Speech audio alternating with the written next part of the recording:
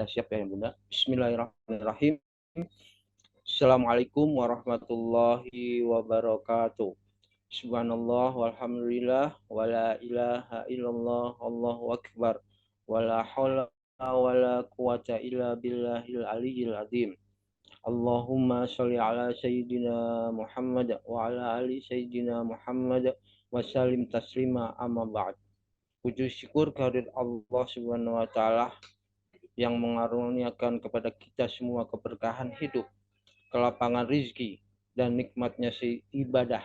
Sehingga pada pagi hari ini kita masih mendapatkan jamuannya yang sangat dahsyat dari Allah Subhanahu wa taala untuk bisa bersilaturahmi dalam rangka kegiatan sekolah inspirasi. Semoga kita semua selalu mendapatkan ridhonya. Amin amin ya rabbal alamin. Salawat serta salam mari kita haturkan kepada junjungan alam Nabi Agung Baginda Habibana wa Nabiyana wa Maulana Muhammad, kepada keluarganya, kepada sahabatnya, dan kepada kita semua selaku umatnya. Semoga kita mendapatkan syafaatnya di yaumul kiamah nanti. Amin. Yang kami hormati Bapak Kepala Sekolah SMPD TPS Eko Putra, Bapak Ustadz Hamdani SPD, Bapak Ustadz Hamdani SPD. Yang kami hormati Ketua Komite SMPD TPS Eko Putra, Bapak Hasan Basri. Yang kami hormati narasumber Sekolah Inspirasi pada hari ini, Dr. Asep Hermawan, spesialis bedah MM. Dan yang kami banggakan wali santri SMPDT BS Eko Putra semua. Sebelum kami lanjutkan rangkaian Sekolah Inspirasi edisi Januari 2024, izinkan kami memperkenalkan diri. Saya Agung Tutut Pujiantoro, wali santri dari Ananda Batsyahi Rafasya Syahdiar atau biasa dipanggil Diar, kelas 7B.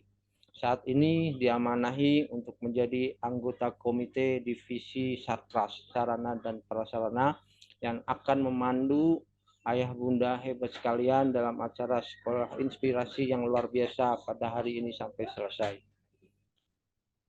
Ayah bunda yang berbahagia, untuk lebih berkahnya lagi acara sekolah inspirasi ini, mari kita awali kegiatan ini dengan membaca basmalah dan sholawat. Bismillahirrahmanirrahim. Allahumma sholli ala sayyidina Muhammad wa ala ali sayyidina Muhammad wa sallim taslima. Baik ayah bunda sekalian, izinkan kami membacakan susunan acara pada kegiatan sekolah inspirasi pada kali ini. Yang pertama adalah pembukaan. Alhamdulillah sudah kita tunaikan bersama. Kemudian yang kedua adalah tilawah Al-Quran yang akan dibacakan oleh Ananda Fatih kelas 7E. Kemudian nanti ada sambutan dari Bapak Kepala Sekolah SMPDT BS Eko Putra, Bapak Ustadz Hamdani SPD.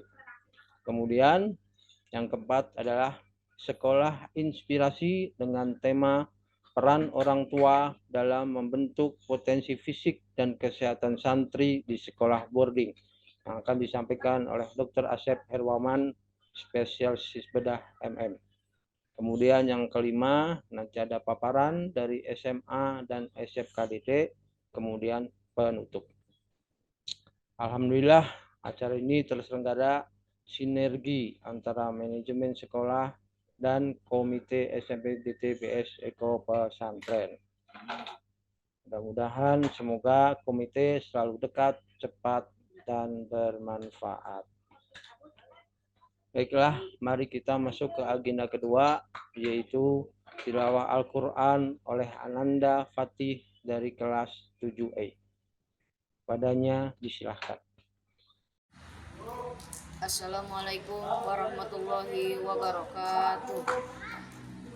Insya Allah saya akan membacakan surat An-Nisa ayat 8 sampai ayat 9.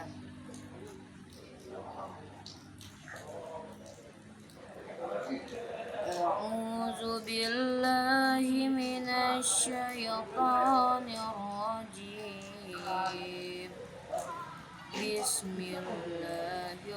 الرحمن الرحيم وإذا حضر القسمة أولو القربى واليتامى والمساكين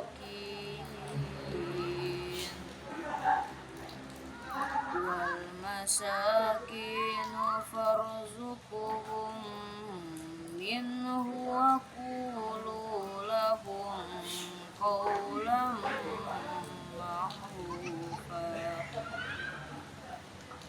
وليخشى الذين لو تركوا من خلفهم ذرية ضعافا خافوا عليهم فليتقوا الله وليقولوا قولا سديدا Sadaqallahul azim.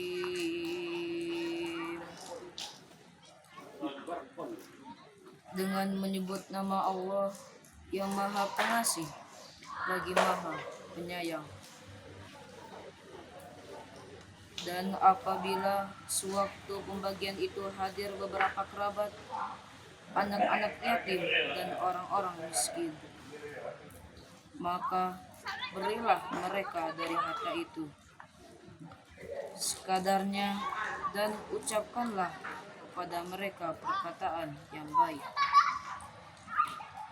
Dan hendaklah takut kepada Allah orang-orang yang sekiranya mereka meninggalkan keturunan yang lemah di belakang mereka yang mereka khawatirkan terhadap kesejahteraannya.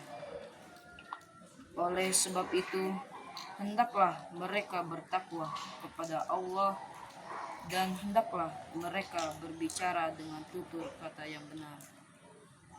Maha benar Allah dengan segala firman-Nya. Wassalamualaikum warahmatullahi wabarakatuh. Maha benar Allah dengan segala firman-Nya. Terima kasih Ananda Fatih yang telah membacakan ayat suci Al-Quran kepada kita semua. Semoga kita semua yang hadir di sini dan seluruh keluarganya istiqomah mencintai Al-Quran dan mengamalkannya. Amin, amin ya rabbal alamin. Alhamdulillah, selanjutnya acara berikutnya adalah sambutan dari Kepala Sekolah SMPTT BS Eko Putra yang akan disampaikan oleh Bapak Ustadz Hamdani SPD. Kepadanya disilahkan. Enggak, Pak. Cek, ada suaranya Pak. Baik, Bismillahirrahmanirrahim. Assalamualaikum warahmatullahi wabarakatuh. Alhamdulillahirabbil alamin wa bihi nasta'inu ala dunya waddin wa ala alihi wa ashabihi ajmain. Asyhadu an la ilaha illallah wa asyhadu anna Muhammadan abduhu wa rasuluh. Allahumma shalli ala Muhammad wa ala ali Muhammad, amma ba'd. Yang saya hormati pemateri pada kesempatan pagi hari ini, Dr. Asep Hermawan, SPB MM. Yang saya hormati pembawa acara, Bapak Agung. Dan yang saya hormati ayah bunda sekalian yang hadir pada kesempatan pagi hari ini. Pertama-tama marilah kita panjatkan puji dan syukur kehadirat Allah Subhanahu wa taala atas limpah nikmat dan karunia-Nya kepada kita semua. Alhamdulillah pada kesempatan pagi yang berbahagia ini Allah pertemukan kita. Allah kumpulkan kita untuk senantiasa bertalabul ilmi, mencari ilmu agar wawasan pengetahuan kita bertambah sehingga aktivitas yang kita lakukan pun menjadi bernilai ibadah, insyaallah. Salam dan salam semoga senantiasa dilimpah curahkan kepada Nabi Muhammad Rasulullah SAW, pada keluarganya, para sahabat, dan juga para pengikutnya, termasuk kita semua di dalam digolongkan oleh Allah Subhanahu wa Ta'ala sebagai umat terbaik, umat yang senantiasa istiqomah dalam ketaatan kepada Allah dan Rasul-Nya hingga yaumil akhir. Amin ya Allah ya Rabbal alamin. Ayah bunda sekalian, semoga Allah Subhanahu wa taala senantiasa memberikan kesehatan kepada kita semua, sehingga dengan kesehatan yang Allah berikan itu kita bisa memaksimalkan ibadah kita kepada Allah, baik itu ibadah makhluk ataupun ibadah ghair.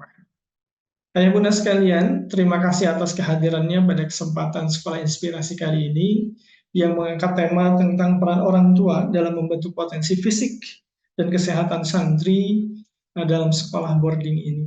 Tentunya materi ini lebih khusus bagi kami, tetapi satu sisi lain orang tua pun harus paham dan mengerti sehingga bisa saling sinergi sama-sama untuk menghantarkan uh, anak-anak kita menjadi anak-anak yang memiliki fisik yang kuat, memiliki keilmuan yang bagus, ya, kecerdasan yang maksimal dengan segala potensi yang kita miliki, baik itu potensi dari sekolah dan juga potensi dari orang tua. Oleh karenanya, kebersamaan ini mudah-mudahan saling menguatkan di antara kita, sehingga bisa mewujudkan harapan kita bersama. Insya Allah nanti akan dikupas oleh Dr. Asep tentang bagaimana peran kita orang tua untuk mendukung, ya, mendukung untuk meningkatkan bagaimana pembentukan fisik dan juga kesehatan santri yang ada.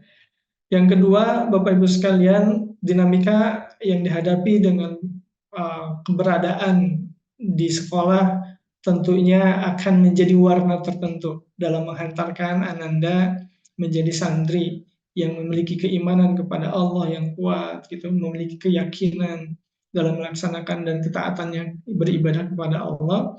Tapi di satu sisi lain juga kita harus mampu membina, mengarahkan dan lain sebagainya sehingga sangat apa ya, komplit gitu ya masalah-masalah yang selalu dihadapi. Oleh karenanya, insya Allah dengan pematerian pada kesempatan pagi hari ini, kita akan lebih memahami tentang berbagi peran yang ada antara sekolah dan juga orang tua. Tentunya nanti kita saling memahami apa yang bisa kita lakukan, apa yang bisa kita sinergikan, nanti kita sama-sama. Mudah-mudahan Allah Subhanahu wa taala senantiasa membimbing kami semua yang ada di pondok pesantren dan juga mohon dorongan doa ya dari ayah bunda sekalian agar kami bisa istiqomah dalam melaksanakan amanah dan tugas yang ada di pondok ini. Insya Allah semoga Allah Subhanahu wa taala memberikan keberkahan kepada kita semua. Demikian, terima kasih atas kehadirannya. Mohon ajak yang lain, kalau dilihat dari kehadiran baru 95 orang dari sekitar 300, ya. Ini baru 96 orang. Sekali lagi tolong diingatkan agar semuanya bisa mengikuti. Demikian ayah bunda sekalian, terima kasih. Salam hormat ya, salam untuk keluarga. Semoga kebersamaan ini senantiasa menjadi bukti kita kelak di akhirat untuk saling melengkapi dan menguatkan. Terima kasih. Assalamualaikum warahmatullahi wabarakatuh. Waalaikumsalam warahmatullahi wabarakatuh. Terima kasih Bapak Kepala Sekolah SMP TTBS Eko Putra, Bapak Ustadz Hambani, SPD. Terima kasih Ustadz Hambani. Alhamdulillah telah memberikan kita wajangan. Tadi beliau mengenakan kita harus sinergi, betul ya Pak Ustadz, antara orang tua dengan UTS agar supaya matching gitu ya Ustadz. Jadi di rumah kita siapkan anandanya untuk mempunyai fisik yang kuat agar supaya bisa mengikuti semua kegiatan di pesantren dan mungkin juga di sekolah tinggal menstabilkan, mengkondisikan begitu ya. Baik, terima kasih ayah bunda sekalian. Alhamdulillah tadi kita sudah mendapatkan sambutan dari Bapak Kepala Sekolah SMP DDP Eko Putra, Bapak Ustadz Hamdani SPD. Selanjutnya, mari acara yang kita nantikan bersama yaitu Sekolah Inspirasi. Sekolahnya seluruh wali santri SMP DTBS Eko Putra dengan tema peran orang tua dalam membentuk potensi fisik dan kesehatan santri di sekolah boarding yang akan disampaikan oleh Dr. Asep Hermawan, spesialis bedah MM. Sebelumnya, izinkan kami bacakan CV dari narasumber kita, Dr. Asep Hermawan.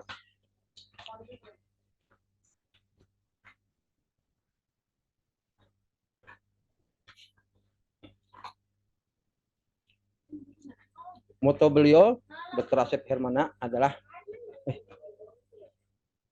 Dr. Asep Hermana mohon izin, sebaik-baiknya manusia adalah yang bermanfaat bagi sesama.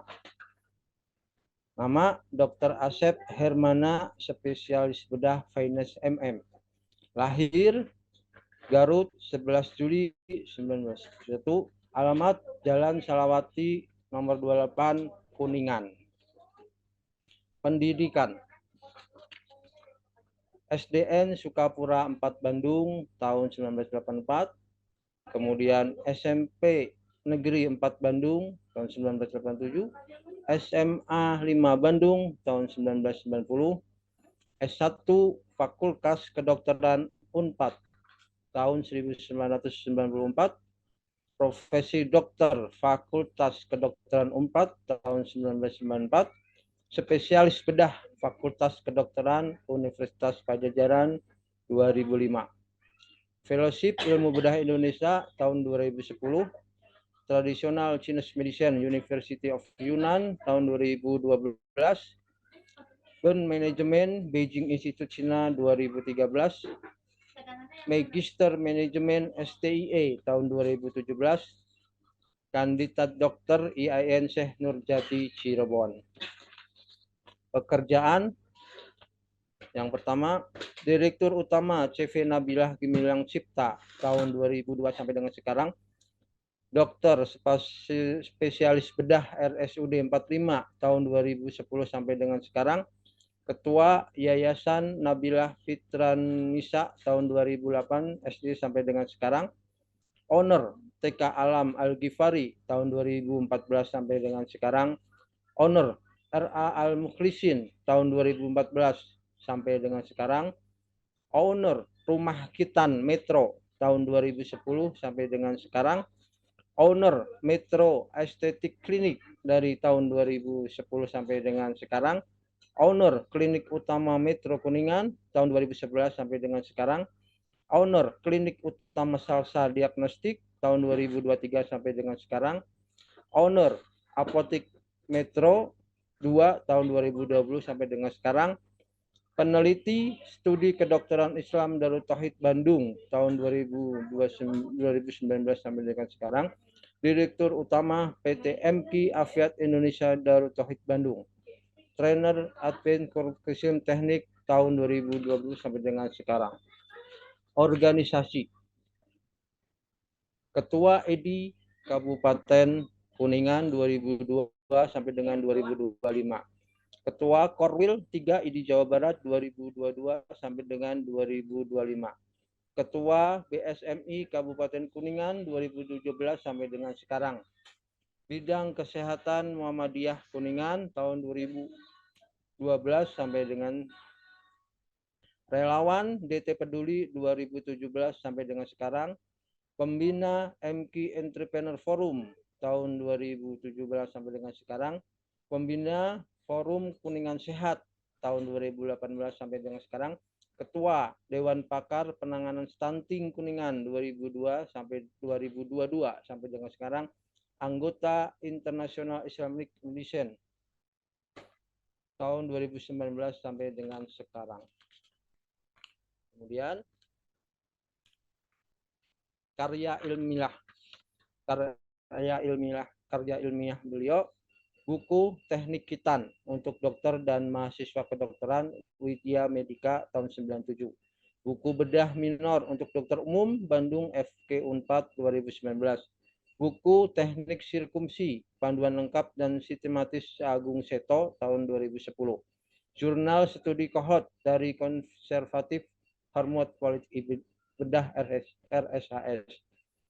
Jurnal Perbandingan Revisi Trauma Score dan APC dalam prediksi mortal disensiasikan di Muktamar IKB 2009. Buku Panduan Perawatan Luka untuk Dokter dan Perawat Bandung tahun 2014. Buku Terapi Konservatif Hemoroid Bandung tahun 2018. Buku Agar Ibu Hamil Bebas Wasir Bandung 2018. Buku 7 Keajaiban Kesembuhan Kajian Kedokteran Islam MKSDT tahun 2019. Jurnal Studi Deskriptif Analisis Pasien Tumor Jinak Payudara RSUD 45 Kuningan.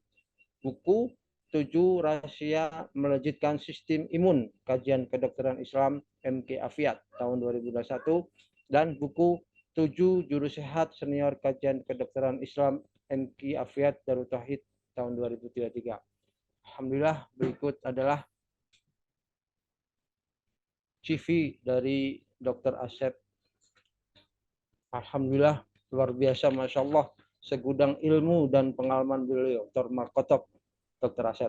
Mohon izin saya menyapa Dr. Asep. Assalamualaikum, dokter. Waalaikumsalam warahmatullahi wabarakatuh. Alhamdulillah, Gimana Kang Agung kabarnya? Alhamdulillah saya dokter. Saya grogi nih, Ya, dokter. Kalau melihat alhamdulillah. bersama-sama dokter ini, saya lihat dokter gelarnya spesialis bedah. Wah, bedah ngeri-ngeri sedap ini, dokter. Saya jadi ingat ini, dokter. Pas Iya. itu Adha itu ada jagal itu ya, dokter. Kalau jagal kan membedah sapi Iya, perut iya, iya, kan iya, iya. dikeluarkan. Kalau Ya, dokter ini membedah manusia, dokter. ya, kalau saya pisaunya kecil, Oh, Mas Agung. Ya, paling segede gini gitu ya. oh, gitu. Kalau jagal kan pisaunya gede gitu. Betul, Oh, dokter. oh. Iya, Cuma tapi katanya pisaunya gede, duitnya kecil. Kalau saya pisaunya kecil, duitnya gede katanya. Masya Allah. Itu bukan katanya, dokter. Mantap. Sebenarnya, Iya, iya, subhanallah. iya, iya. Mohon izin, dokter. Ini nanti dokter akan mempresentasikan kepada kita semua ya Mangga Kang Agung. mengenai yang tadi kita udah sampaikan perang utara Siap, dalam siap Kang Agung. untuk kondisi fisik. Tapi sedikit, dokter ini mau cerita. Ya. Cerita anak-anak saya ini, dokter. Kan anak saya ini 7B ini ya. Kita berarti baru masuk ini. Jadi kan masa rawan-rawannya ini, dokter, baru masuk. Iya, iya, iya. Rawan masalah nggak betah. Mungkin sama-sama tes-tes yang lain. Iya, Rawan iya, masalah adaptasi dengan lingkungan dan masalah fisik juga, dokter. Iya, Jadi iya. dulu pas masuk sebenarnya anak saya itu sudah inden gitu, dari kelas 5 itu sudah kita daftarkan. Iya, iya. Kemudian alhamdulillah diterima. Selama 1 tahun itu kita maintenance nih, dokter, fisiknya, Iya, dan sebagainya. 3 bulan pertama aman, dokter. Nah, 3 bulan selanjutnya mulai ini kerasa ini, gimana nih? Dia 2 minggu tidak BAB, dokter. Ya. Itu udah BAB, kita maintenance ke rumah. Kemudian akhirnya kita bawa pulang dulu seminggu, alhamdulillah bisa jalan lagi.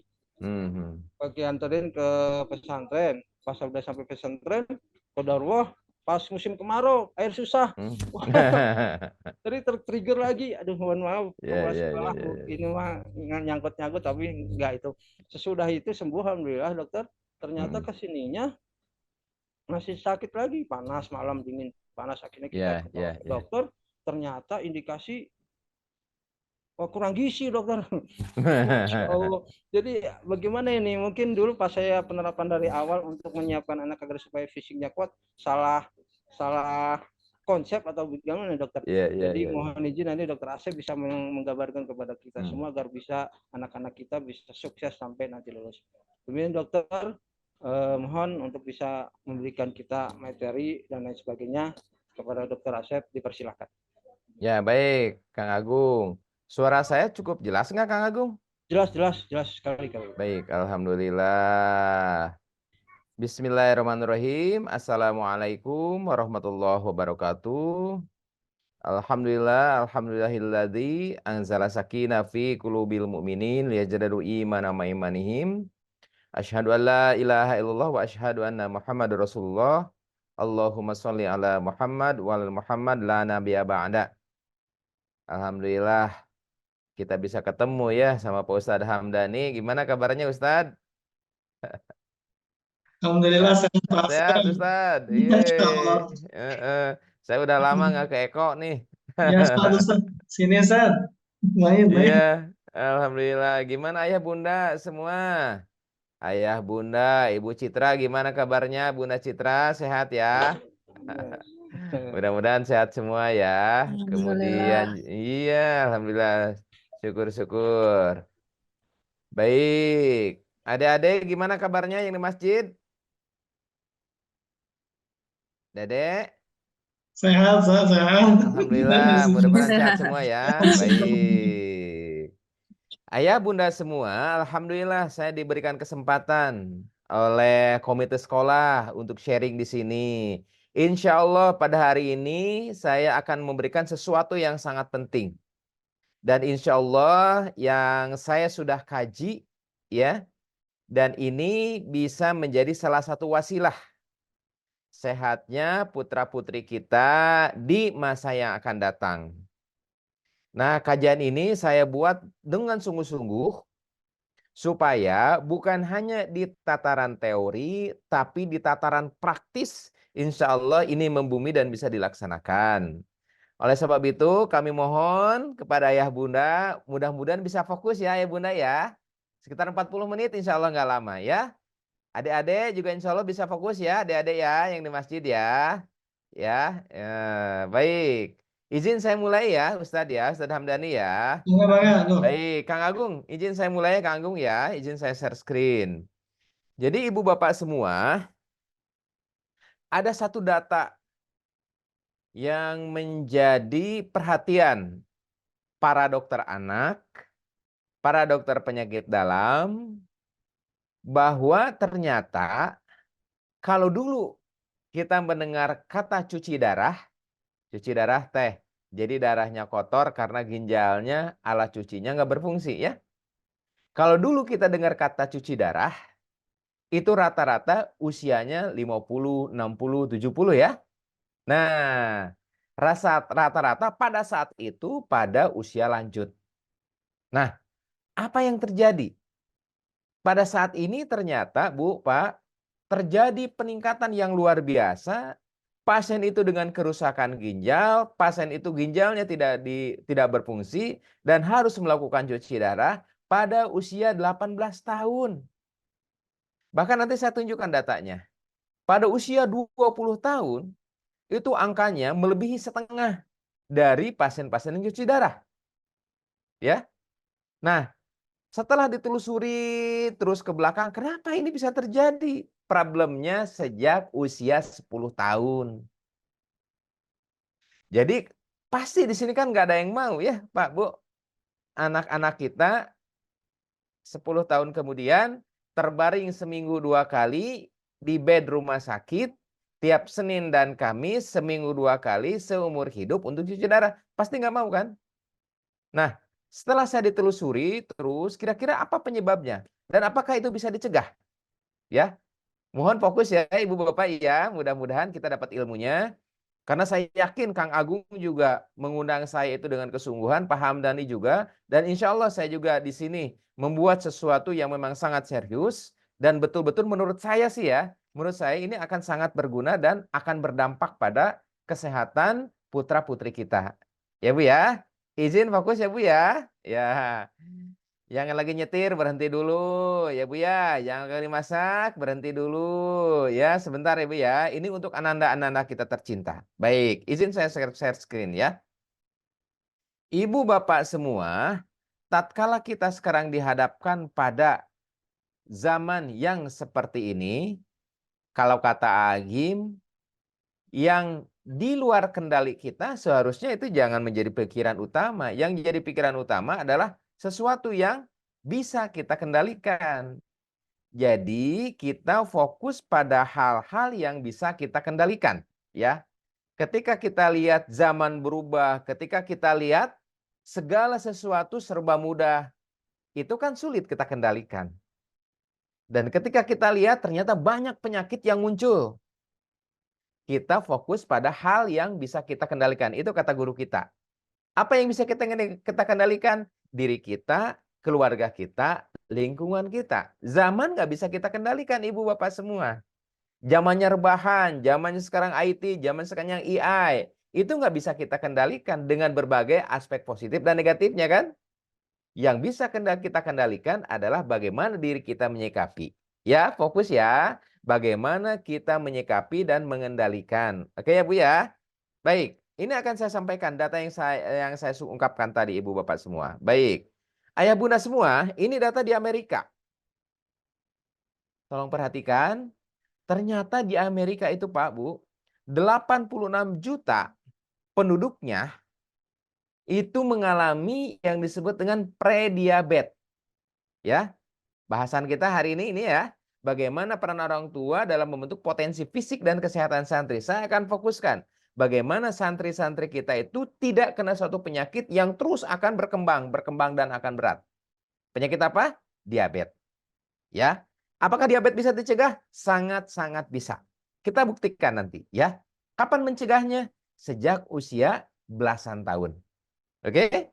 Nah, kebetulan kan qadarullah yang kelas 7 kan usianya paling juga sekitar 13 berapa tahun Pak Agung? Usia Ananda teh? Sekitar 12-an. Betul. Usianya segitu kan ya? Baik. Jadi pas insya Allah. Dan saya ini suatu yang luar biasa ketika saya diundang di SMP DTBS gitu ya. Karena kalau kita lihat datanya pas usianya. Mudah-mudahan ini bisa menjadi daya ungkit yang luar biasa ya. Mudah-mudahan. Jadi ibu bapak semua, kalau kita lihat ada angka prediabetes. Prediabetes itu apa? Belum menjadi diabetes, tetapi potensi untuk menjadi penyakit diabetes. Ya, anak-anak. Jadi prediabetes itu adalah bakal potensi atau yang akan menjadi diabetes kemudian hari. Ya, dikatakan bahwa 9 dari 10 orang Amerika itu mempunyai potensi dan berisiko untuk terjatuh dalam keadaan diabetes. Kencing manis anak-anak ya. 86 juta bukan suatu jumlah yang sedikit. Ya.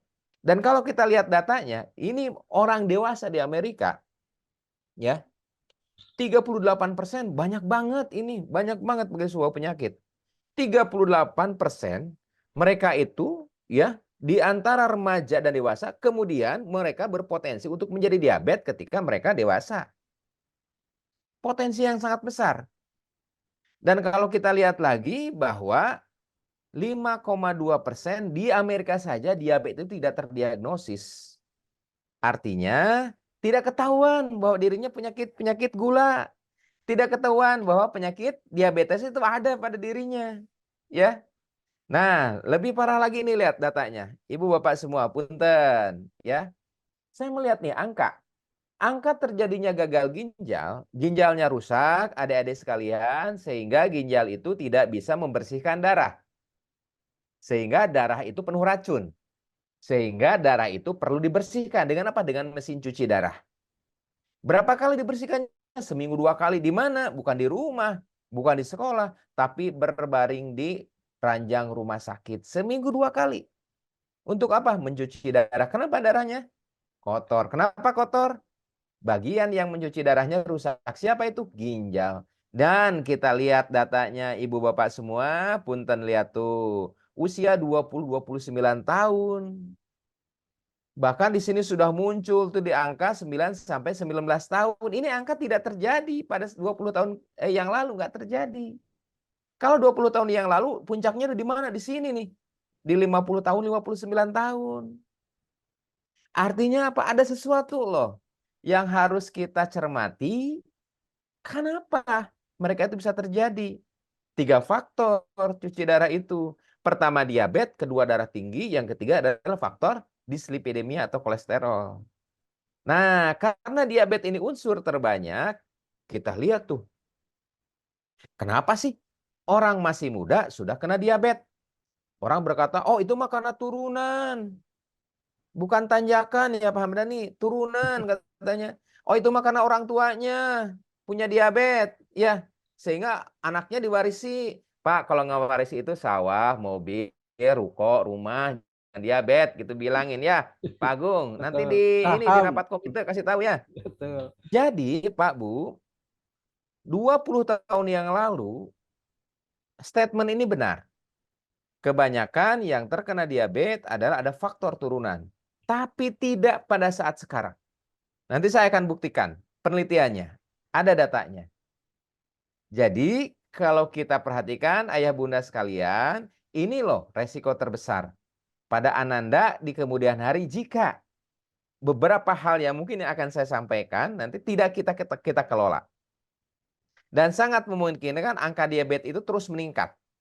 Ya, diperkirakan lihat ibu bapak semua bahwa prevalensi diabetes akan terus meningkat. Ini pada usia 20 tahunan, Bu. Tuh. Pada usia 20 tahunan, ya 7 juta orang itu nggak ketahuan bahwa dia itu diabetes. nggak ketahuan. Tahu-tahu lagi check up, mau masuk Polri, tahu-tahu mau check up lagi, mau masuk tentara, tahu-tahu mau check up, atau mau ada penyakit lain ke rumah sakit, tahu-tahu ternyata punya gula. Mending kalau gulanya 2 kilo, 3 kilo mah. Ini gulanya gula penyakit, ibu bapak semua, adik-adik sekalian. Ya, jadi kemungkinan nih usia 20 tahunan ini sudah naik angka diabetesnya. Pertanyaannya itu kan di luar. Ya, bagaimana dengan di Indonesia? Bapak, Ibu, ayah, bunda semua. Nah, di kita kayak gimana? Apakah sama usia remaja itu? Itu kan data di luar negeri, ya, di Amerika. Sekarang bagaimana di negeri kita? Apakah datanya itu sama juga? Nih, Ibu Bapak lihat. Ini laporan dari IDI, ya, Ikatan Dokter Indonesia pada bulan Januari 2023. Yang terjadi, ini sampai Kemenkes juga, ini datanya diupload sama Kemenkes, Ibu Bapak semua. Ternyata angka diabetes, penderita diabetes meningkat. Berapa kali? 70 kali lipat, Ibu Bapak, ayah bunda semua. Jadi ini angka yang sangat besar dibandingkan dengan tahun 2000. Jadi kira-kira 23 tahun sudah meningkat 70 kali lipat. Ini data di kita di Indonesia. Dirilis kemarin tanggal 31 Januari 2023. Artinya ketika kita tenang-tenang saja, jangan sampai tahu-tahu. Kalau tahunya bulat nggak apa-apa deh ya. Tapi kalau misal tahunya diulang, jangan sampai tahu-tahu ada diabetes, tahu-tahu punya penyakit gula. Ternyata ada luka nggak sembuh-sembuh. Kenapa ini luka itu borok terus nggak sembuh-sembuh? Pas dicek ke dokter, gula darahnya tinggi. Ketika dicek, kenapa ini kok anak itu sering sakit ya? Demam lagi, pas dicek ternyata gula darahnya tinggi. Apakah ini terjadi? Terjadi di kita, ibu, bapak, ayah, bunda semua. Nah, oleh sebab itu kita telusuri yuk. Kenapa ini bisa terjadi? Bagaimana datanya? Ya, padahal Allah itu mengamanatkan kepada kita bahwa anak itu dilahirkan dalam keadaan suci. Sedangkan penyakit diabetes ini dampaknya sangat panjang dan sangat luas. Ya, sehingga penting nih bagi kita generasi DTBS, jangan sampai generasi DTBS nanti melahirkan anak-anak yang diabetes. Tahu-tahu ternyata Ustadz ketika dicek, ya screening mau masuk kedokteran, dicek lab, tahu-tahu ada penyakit gulanya. Jadi jangan sampai hal ini terjadi dan menghalangi cita-cita anak-anak kita karena harus cuci darah, ibu bapak semua. Kita lihat lagi, lihat tuh. Kalau kita perhatikan, angka terus naik tuh. 2021 nggak ada saya lihat angka yang menurun. Ya. Jadi karena ini angkanya meningkat dan meningkatnya itu di Indonesia 70 kali lipat, ini mesti waspada. Jangan-jangan anak kita salah satunya. Jangan-jangan di SMP DTBS mungkin salah satunya. Ya. Dan kalau sudah terjadi diabetes, ibu bapak semua, ya, kalau sudah jadi ini diabetes, sudah menderita sama orang,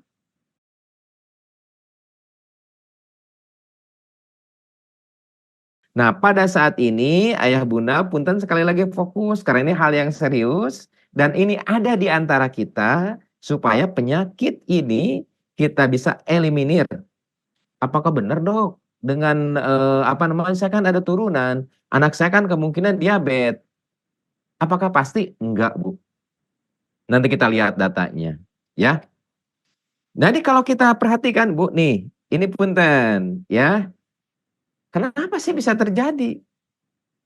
Kan tadi mengatakan kalau tahun 60-an, tahun 70-an, tahun 80-an, yang diabetes itu hampir pasti karena ada faktor apakah dari bapaknya, apakah dari ibunya, apakah dari kakeknya, ada dari neneknya, ya. Apa sekarang sama? Enggak, ternyata rubah, sangat berbeda sekali ibu bapak semua. Punten, ini data. Data yang dilakukan penelitian di India terhadap 623 pasien diabetes. Ceritanya gini ya, cerita aja ya, cerita. Jadi ditelitilah para penderita diabetes itu, ya.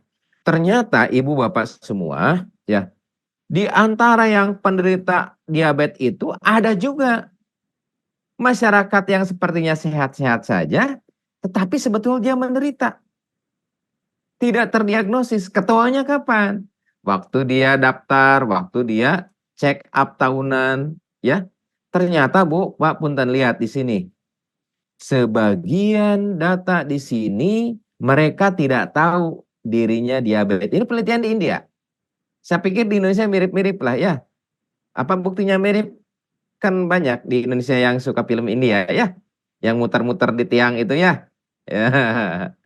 Jadi sebagian besar penyakit diabetes di India pada kasus ini tidak terdiagnosis, Pak Bu. Tahu-tahu udah cuci darah, tahu-tahu ginjalnya rusak, tahu-tahu luka nggak sembuh-sembuh. Jangan sampai anak kita ada tahu-tahu. Mending tahu bulat aja Ibu ya. Gitu, digoreng dadakan. Ya, Kang Tutut, Kang Agung, 500-an. Ya, 500-an masih? Di Bandung 500? Masih dokter. Iya, News. digoreng dadakan ya. News. Ya, jadi jangan sampai Ibu kata tahu-tahu itu ada. Ya Bu ya, lebih baik tahu bulat. Baik. Nah, sekarang kita lihat. Kita fokus sebentar, Ibu Bapak semua. Ini akan saya tunjukkan data nih. Ini juga saya begitu lihat data ini cukup kaget juga. Kenapa ini terjadi? Punten Ibu Bapak semua. Ya, bisa perhatikan di sini. Ditelitilah 623 pasien diabetes di India itu. Dari 623 itu, apa yang menjadi faktor risiko pada pasien itu? Kalau kita hanya beranggapan bahwa mereka diabetes itu karena turunan, Ibu lihat, punten, lihat datanya, punten, lihat ya. Yang ada faktor family history ini, riwayat keluarga ini hanya 11%. Ya, jadi di antara 623 Ibu cuma 70 orang yang mempunyai riwayat keluarga diabetes. Selebihnya enggak.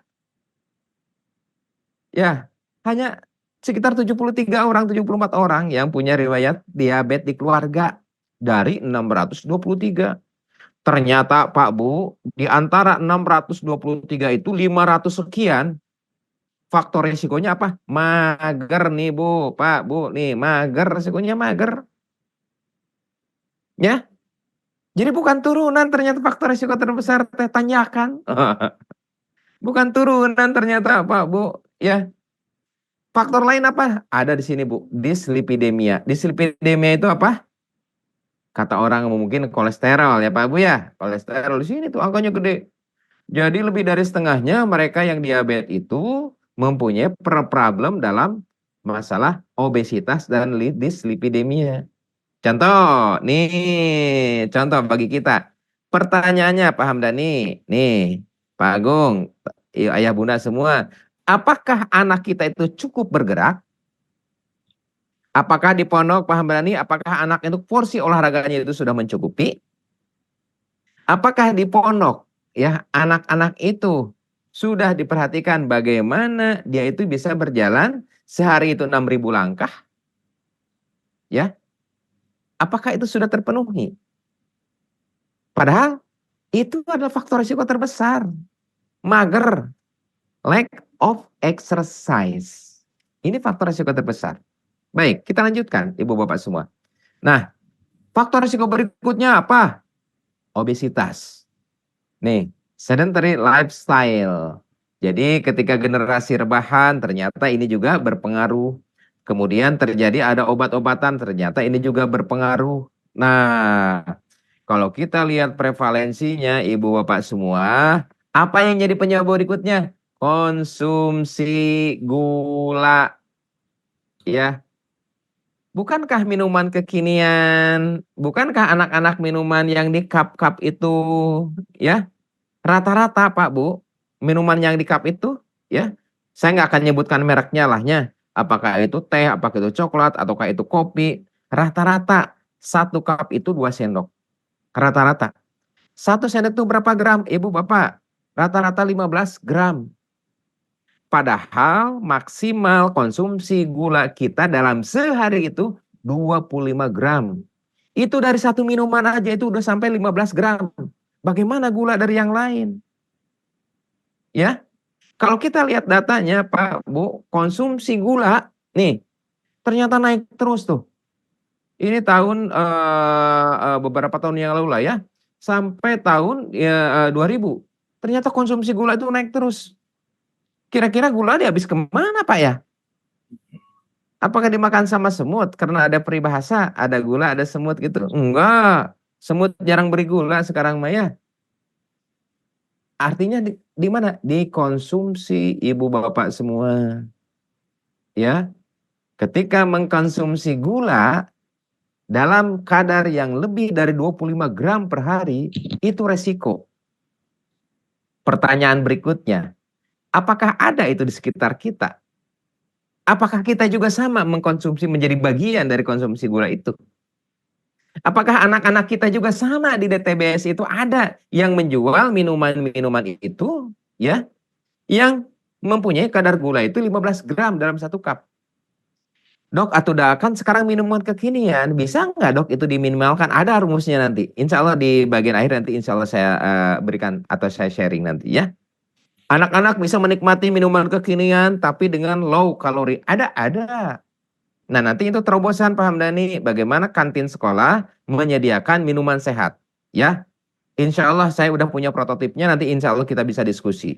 Kenapa? Kalau ini tidak diintervensi, data statistik menunjukkan, kalau misalnya santri sekarang SMP DTBS, sekarang jumlahnya berapa Pak Hamdani? 50. Untuk kelas 7 150 dok. 382. 382. Baik. 382. Andai kata tidak diintervensi, ini menurut statistik 51% mereka akan menjadi prediabetes. Artinya apa? Ketika SMP DTBS nanti melahirkan orang-orang yang prediabetes, di antaranya adalah kontribusi kita para orang tua dan para ustadz. 51% Pak datanya. Kalau tidak dikendalikan. Memang sekarang nggak akan ada keluhan Pak.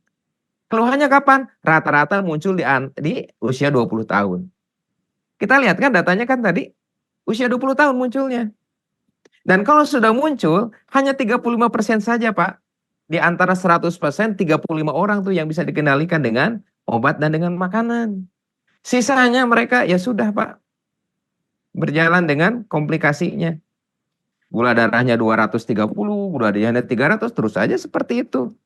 Jadi bagi saya ini sebuah kesempatan yang bagus. Alhamdulillah Kang Agung, hatur nuhun saya diundang ke sini. Ya Pak Hamdani, hatur nuhun. Saya insya Allah bisa sharing dengan teman-teman, dengan ayah bunda di sini. Supaya apa? Supaya tidak menginvestasikan penyakit yang akan berdampak seumur hidup. Oke bunda, kita lanjut ya. Punten ya. Baik. Semangat Pak Agung, saya mah diundang ke sini teh betul. Alhamdulillah. Mudah-mudahan saya targetkan jangan sampai anak-anak kita itu menjadi salah satu penderitanya. Baik, kita lanjut. Ibu Bapak semua. Nah, sekarang bagaimana kaitannya antara konsumsi gula ya, antara konsumsi gula nih ya. Antara konsumsi gula, apakah itu gula dalam bentuk langsung gitu ya? Apakah itu gula dalam bentuk tidak langsung? Jadi gula langsung itu maksudnya mengkonsumsi gula yang fisiknya itu mungkin mudah kita lihat kayak disendokin, gula pasir. Ada juga gula yang tidak langsung. Gula yang terkandung dalam snack, gula yang terkandung dalam makanan, gula yang terkandung dalam kue, gitu ya. Ya. Yang meningkat ternyata adalah konsumsi gula yang langsung Ibu Bapak semua. Jadi jelas di sini tuh ya. Minuman kekinian, ini penelitian di Thailand. Kalau tadi di India. Di Thailand itu terjadi peningkatan nih konsumsi gula direct, gula langsung. Apa itu gula langsung? Nanti kita lihat hasil penelitian di Thailand itu ya Bu ya. Nanti kita akan bandingkan waktu bayi apa, waktu bayi. Ya betul. Waktu bayi apa, waktu balita apa, waktu usia sekolah apa. Nanti kita lihat datanya di sini. Benar nggak terjadi peningkatan? Ya. Pak Agung, suara saya masih jelas Pak Agung? Jelas dokter. Masih jelas ya? Adik-adik masih jelas ya? Mudah-mudahan adik bisa melihat ya. Jadi penggunaan gula yang langsung itu ternyata itu yang meningkat. Ya, baik. Kita coba lihat datanya. Ini penelitian yang dilakukan di Thailand, ya. Sumbernya dari mana? Table sugar. Table sugar itu gula yang ada di dapur gitu ya, Bu ya. Gula yang ada di rumah begitu ya. Ini yang pertama. Yang kedua ini Bapak Ibu semua nih, ini angkanya yang tinggi, punten Pak Hamdani nanti di sekolah ya kita lihat bagaimana minuman makanan yang dikonsumsi para santri ya. Jangan sampai hitung-hitungnya lebih dari 25 gram per hari. Minuman berpemanis ini yang sedang kita lakukan edukasi. Saya sama Pak, saya juga lakukan edukasi, terutama di sekolah SMP dan SMA. Karena pada usia seginilah mereka mengkonsumsi minuman-minuman seperti ini Pak. Apakah itu soft drink, apakah minuman coklat, apakah minuman teh. Coba lihat sekarang, minuman teh begitu marak gitu kan. Minuman coklat begitu marak, kafe-kafe begitu marak. Apa yang dijual yang paling banyak? Minuman yang mengandung gula. Bahkan di beberapa minuman mereka dengan bangga, gula asli. Artinya apa? Bukan gula pemanis. Betul sih, bagus. Dibandingkan dengan pemanis yang berbahaya. Oke Pak Bu ya? Nah, yang ketiga dari makanan ringan. Ini nih Pak Bu, sumber gula teh Bu, Pak. Inilah yang harus kita kelola yang berada di sekitar kita. Ya, kita lihat satu persatu. Nih punten Bu, ini penelitian di Thailand. Saya pikir Thailand dengan di kita nggak jauh-jauh beda lah ya Bu ya. Bukannya kita juga sering ke Bangkok. Pak Agung sering kan ke Bangkok? Atau paling tidak pernah beli jambu Bangkok, ayam Bangkok gitu kan? Ya, Durian Bangkok dok. yang Bangkok-Bangkok kayak gitu kan? Oh yang gede-gede di Indonesia mah disebutnya Bangkok aja lah ya. Ayam gede sebutnya ayam Bangkok ya. Baik, kita lihat datanya. Nih, pada prasekolah dan pada bayi, ibu-ibu ternyata sudah mengajari itu untuk apa? Mengkonsumsi gula. 47% ya. Mereka ternyata mengkonsumsi soft drink dan 78,8% ibu-ibu memberikan permen pada anaknya. Ini penelitian banyak loh, Bu. Ini penelitian dilakukan pada 783 orang. Ini penelitian bagus menurut saya. Dan ini kemungkinan bisa menunjukkan kepada kita gambaran yang real. 78,8% anak kita itu dikasih, bukan anak kita ya, anak yang di Thailand itu dikasih gula, Bu. Oleh siapa? Oleh ibunya itu. 47% mereka dikasih minuman bergula. 78,8% mereka dikasih gula-gula, permen gitu ya. Apakah ini bersiko? Ya, kan tadi dampaknya, Bu. Ya. Nah, kemudian pada usia sekolah nih, Pak, Bu, lihat. Minuman, ya, kemudian jajanan, hampir setengahnya mereka diberikan gula tuh.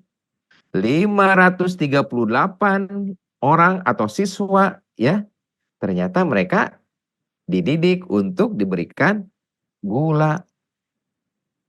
Artinya apa, Bu? Ini resiko, pantas kejadian itu meningkat. Nah, pada dewasa juga sama, Pak. Bu, lihat tuh. Lebih dari 50% minuman mereka mengandung gula yang tinggi.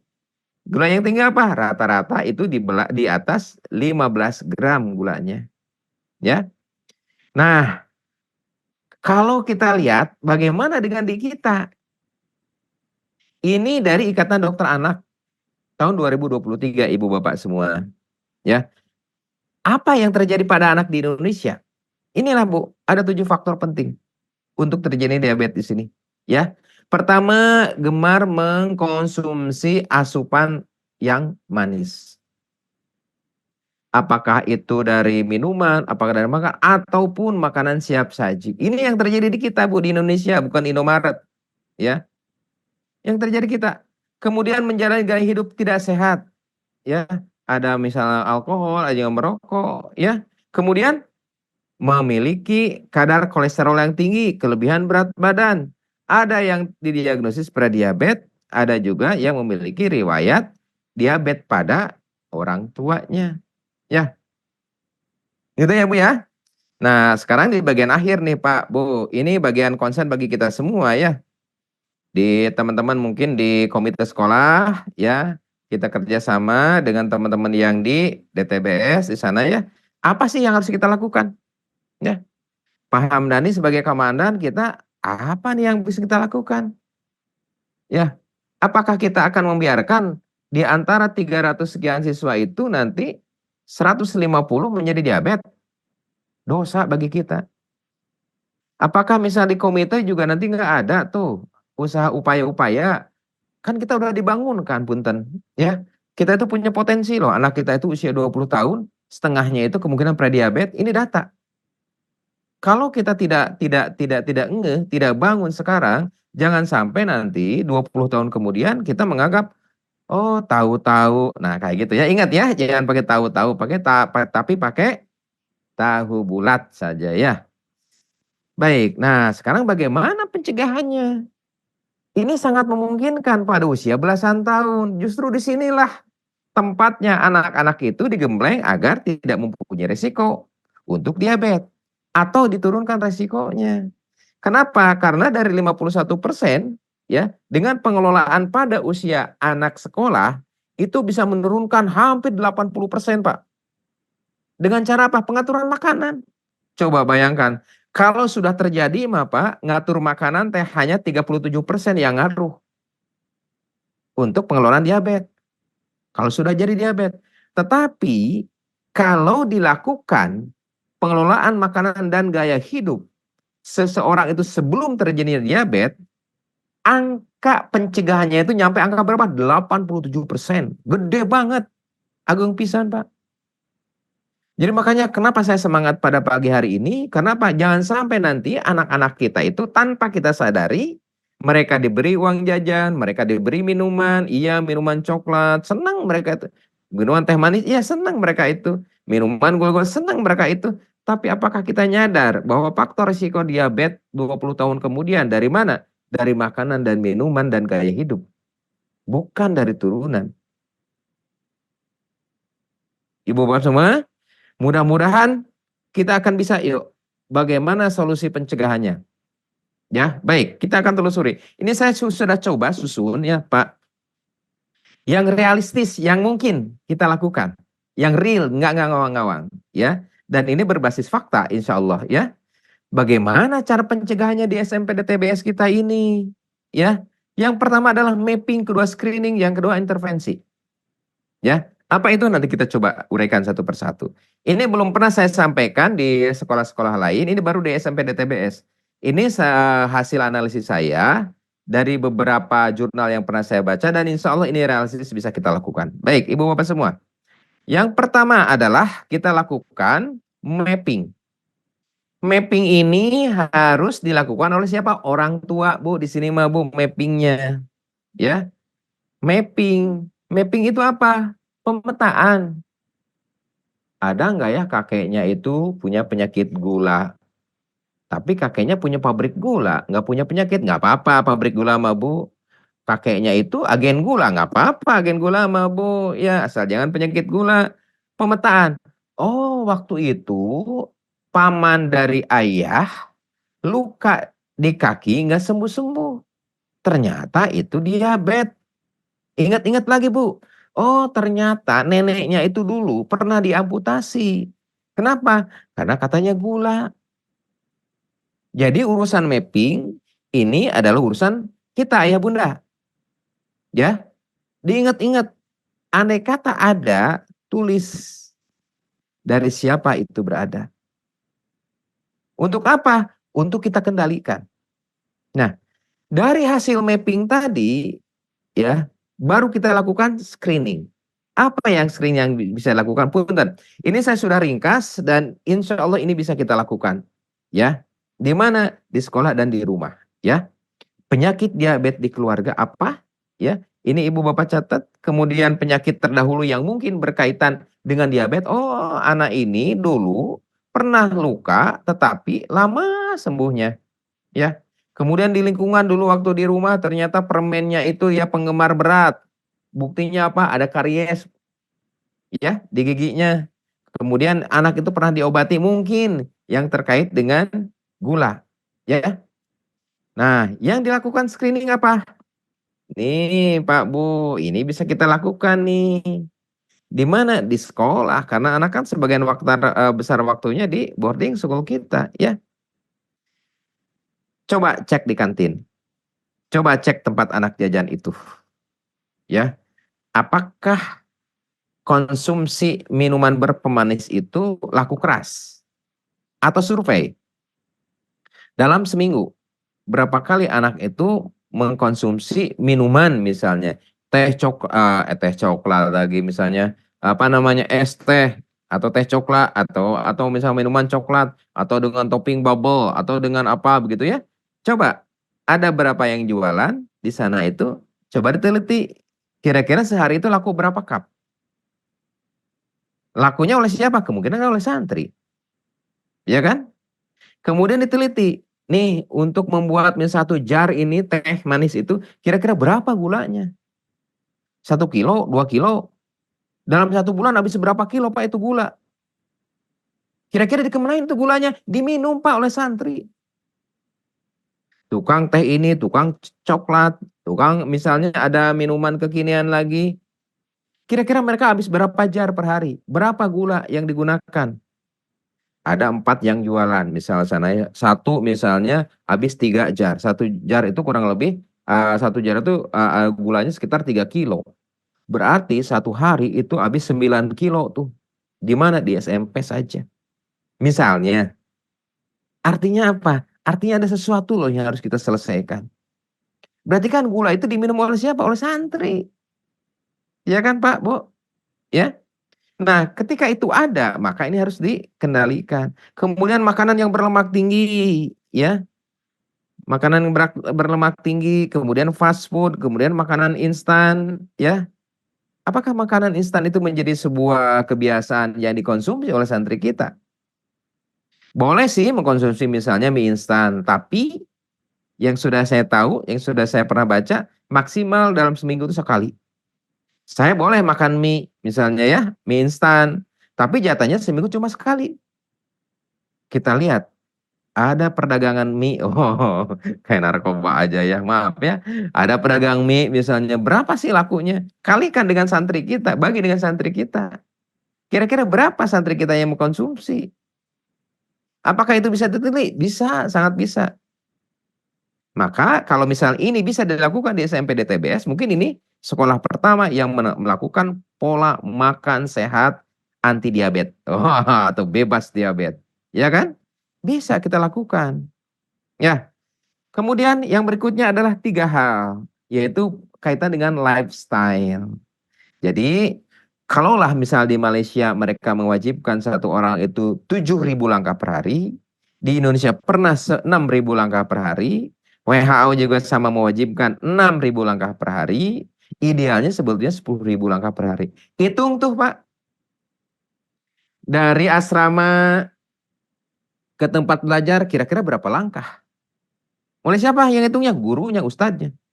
Dari asrama kemudian juga ke masjid berapa langkah? Dalam sehari anak itu ke masjid 5 kali, bolak-balik. 1 kali ke masjid misalnya 200 atau misalnya 500 langkah. Berarti sehari itu bisa 2.500 langkah kan? Ke tempat sekolah berapa langkah? Nah, andai kata hitungan ini kurang, maka harus ada kegiatan. Jadi targetkan bagi santri 7.000 langkah per hari. Nah, anak aja misalnya untuk ke masjid dalam sehari itu sudah sampai 2.000 langkah. Ke sekolah itu ada 1.000 langkah, udah ada 3.000 langkah. Tinggal nanti olahraga. Nah, misalnya ya 4.000 langkah atau 3.000 langkah lagi. Ya kan? Targetkan SMP DTBS 7.000 langkah per hari. Apakah ini ngaruh? Ngaruh. Saya punya banyak datanya di sini Ibu Bapak sekalian. Jadi nanti mah kantinnya nanti gulanya itu diganti Pak. Nanti ada gula stevia namanya itu. Silakan carilah ya. Pemanis stevia itu pemanis alami, bukan pemanis sintetik. Itu pemanis dari daun tuh. Stevia namanya itu. Ganti itu gulanya. Kalau belum bisa semuanya ganti setengahnya. Yang tadinya 1 bulan itu di kantin SMP DTBS itu habis misalnya 30 kilo. Sekarang turun jadi 15 kilo. Sisanya diganti dengan stevia. Kan bisa tuh. Sangat bisa. Oke, kita lanjut ya. Kemudian bagaimana kita menghindari atau meminimalkan anak-anak itu dari gelisah, stres, dan depresi. Pengen pulang, nggak betah di pondok. Aduh, pengen nelpon nggak bisa, HP-nya nggak ada. Ya, kasih jatah ibu bapak semua, para ustadz semua, misalnya seminggu sekali tiap hari Rabu kelas ini ya, seminggu sekali tiap hari Kamis kelas ini ya, ya. Anak saya juga mondok Pak Agung, anak juga saya mondok. Jadi ketika misalnya anak itu bisa nelponnya jangan lama Pak. Kalau lama nanti minta pulang. Nelponnya mas sebentar aja. Cukup anak ketemu apa namanya berbicara kayak gitu ya, ngasih motivasi, ngasih nasihat bagi orang tuanya juga. Sebetulnya yang paling menderita itu yang pertama kali nitipkan anaknya di pondok itu bukan anaknya loh dari survei Pak. Yang paling menderita itu sebetulnya ibunya Pak. Ibunya. Ini survei Pak. Jadi kadang-kadang anak-anaknya mah tenang, ibu-ibunya yang gelisah. Aduh gimana anak saya, makannya gimana? Aduh gimana anak saya, tidurnya bagaimana? Ternyata yang paling cemas itu nomor satu bukan anaknya Pak. Ini pernah dilakukan survei Pak di beberapa pondok. Yang cemas itu yang pertama, ini yang pertama kali ya. Misalnya kelas 7 gitu ya kan baru masuk ya. Yang tingkat cemas yang paling banyak itu adalah bundanya. Yang kedua sama ayahnya juga. Yang ketiga baru itu anaknya. Jadi kasihlah anak kesempatan untuk ngomong, tapi jangan lama-lama, Pak. Jangan lama. Karena kalau lama biasanya lebih manja minta pulang. Gitu ya, Pak Bu ya. Jadi screening faktor risiko. Jadi di kantin nanti dilihat, kemudian jajanan nanti dilihat, kemudian fast food yang ada kemudian dilihat, kemudian makanan instan ya, itu diinventarisir. Ya, apakah itu bisa? Sangat bisa ini dilakukan di SMP dan TBS, ya. Kemudian yang berikutnya apa lagi? Pemeriksaan, Pak. Kalau di kita udah punya klinik belum, Pak? Di SMP DT. Ada klinik nggak? Ada klinik dok. Ada. Ada dok. Ada. Nah, ditargetkan nanti sebulan sekali anak itu dicek tekanan darahnya, ya. Kemudian dicek berat badannya, dihitung body mass index-nya. Apakah anak itu obes? Apakah anak itu normal? Apakah anak itu kurang gizi? Ya, oke? Nah, kemudian 6 bulan sekali, ya 6 bulan sekali, anak itu dicek kadar gula darah puasa.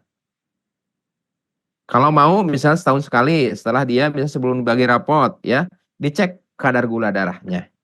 Ini kalau ada klinik enak nih, saya bisa ngomong ke ketua kliniknya, ya. Setiap tahun dicek kadar gula darah puasa. Supaya apa? Supaya ketahuan. Ketika kita ketahuan dalam usia belasan tahun, intervensinya sangat mudah dan angka keberhasilannya tinggi. Nah, kemudian apa lagi harus dilakukan Ibu Bapak semua? Batasi nih ini. Jadi nanti ada survei Pak ke anak-anak kita tuh. Ya, anak-anak semua. Berapa sih minuman yang manis yang dikonsumsi setiap hari? Berapa sih makanan instan yang dikonsumsi setiap hari? Survei. Sehingga nanti kita bisa lakukan intervensi. Nah, kamu makan mie ternyata seminggu 4 kali mie instan. Ini harus dirubah.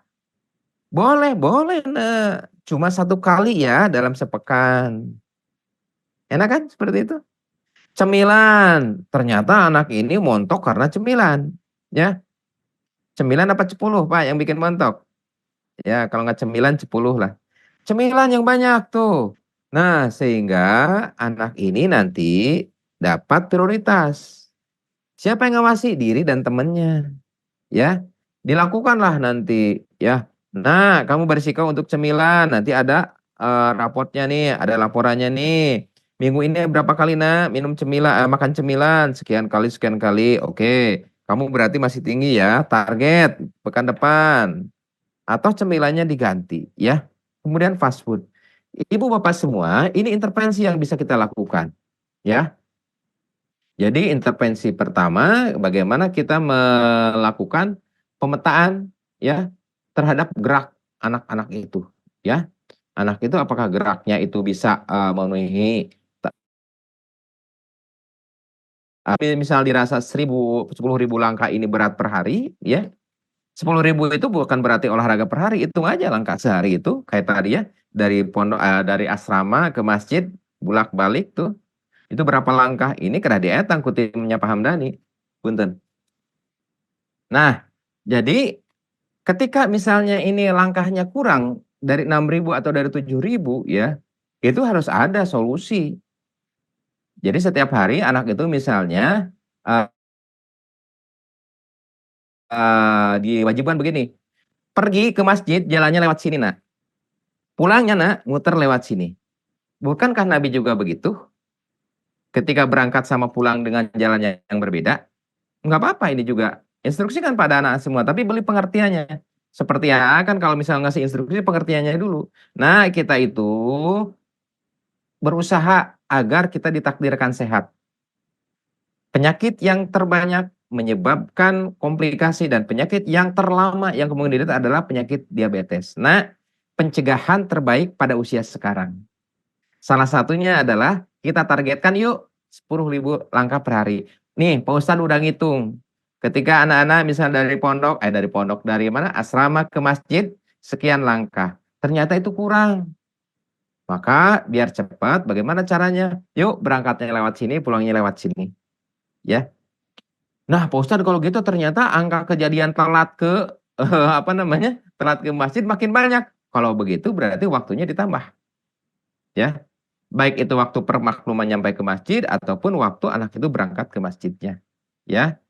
Ingat, langkah-langkah yang sederhana seperti ini banyak bukti dari jurnal-jurnal yang menyatakan hal-hal yang dilakukan pada saat usia inilah yang bisa sangat berdampak pada penurunan angka kejadian diabetes. Angkanya besar, 87%. Suatu angka yang sangat luar biasa. Dan kalau kita tidak lakukan, berarti kita mempunyai investasi terhadap terjadinya 50% anak-anak kita menjadi diabetes. Terima kasih. Hatur nuhun. Assalamualaikum warahmatullahi wabarakatuh. Mangga, Kang Agung. Baik, Masya Allah. Waalaikumsalam warahmatullahi wabarakatuh. Subhanallah. Dokter, subhanallah, ternyata setelah saya mendengarkan ini malah jadi takut ini dok. Subhanallah. Padahal itu semuanya yang enak-enak ini yang kita konsumsi anak-anak kita. Jangankan anak-anak kita juga kalau konsumsi yang tadi dokter bilang Iya. enak-enak semua ini dok. Dan ya makanya angka kejadian diabetes kan terus meningkat. Angka konsumsi gula akan terus naik. Ya, penjualan gula demikian tinggi, apakah gula itu saya bilang tadi dimakan oleh semut? Enggak. Ya, oleh juraganya semut nih ya, oleh kita. Betul. Gitu, makanya naik terus tuh angkanya. Harus ada generasi yang kita selamatkan. Di antaranya apa? Di antaranya generasi ketika sekolah tingkat MTS ini, sekolah SMP ini ya. Baik. Betul-betul ini bukan tahu dok, ini tahu bulat benar. Subhanallah. Baik, Masya Allah, tadi dokter sudah menerangkan bagaimana intrik-intriknya dan tipsnya tadi belum dok, bagaimana tipsnya agar supaya untuk mengatasi ini semua dok. Baik, nah jadi beberapa percobaan, ini bukan penelitian ya, saya pernah melakukan percobaan karena saya pun punya usaha minuman. Ada minuman teh saya punya, kemudian juga minuman kekinian kayak Thai tea saya punya juga. Itu sudah sudah lama tuh sejak tahun 2020 sebelum Covid 2019. Nah, tagline-nya saya rubah sekarang. Teh sehat namanya itu. Jadi teh sehat itu very low sugar. Very low sugar, Pak. Nah, ini juga bisa jadi ini, Pak, jualan baru tuh, Pak Hamdani buat di sana, buat DTDBS. Teh sehat namanya itu. Silakan mau kasih nama aja apa ya. Kalau dinamakan misalnya teh Santi atau teh Sinta mah jangan ya. Atau teh Asti itu anak saya. Jadi teh sehat. Jadi teh itu bagus, Pak. Antioksidannya banyak. Tetapi yang merusak itu kan gulanya. Makanya gulanya itu diganti. Ada jenis gula namanya gula stevia. Gula stevia itu 0 kalori, ya. Cuma memang rasanya akan agak sedikit beda. Beda halnya dengan pemanis misalnya aspartam. Aspartam dikonsumsi dalam jangka waktu panjang itu mempunyai risiko. Apakah risiko kanker, ataukah risiko gangguan pencernaan, risiko terhadap otak, dan sebagainya. Sampai saat ini, yang dari daun itu Pak, ya sampai saat ini belum ada jurnal yang mengatakan itu berisiko dalam jangka waktu yang panjang. Jadi itu bisa dimanfaatkan tuh Pak dari gula stevia ya. Gulanya macam-macam Pak. Ada yang dalam bentuk serbuk, kemudian ada yang dalam bentuk tetes. Tapi saran saya kalau menggunakan gula tersebut cari yang sudah tersertifikasi Badan POM, BPOM. Pertanyaan berikutnya, Dok, kalau dari gula punten ya saya nyebut merek. Kalau dari gula misalnya diabetasol, kemudian Tropicana, bagaimana, Dok? Ya. Pertama itu mahal, Ibu Bapak semua. Jadi 1 cup itu bisa nyampe 20.000. Kasihan nanti belinya, ya. Yang kedua itu kalorinya masih ada sekitar 60%, ya.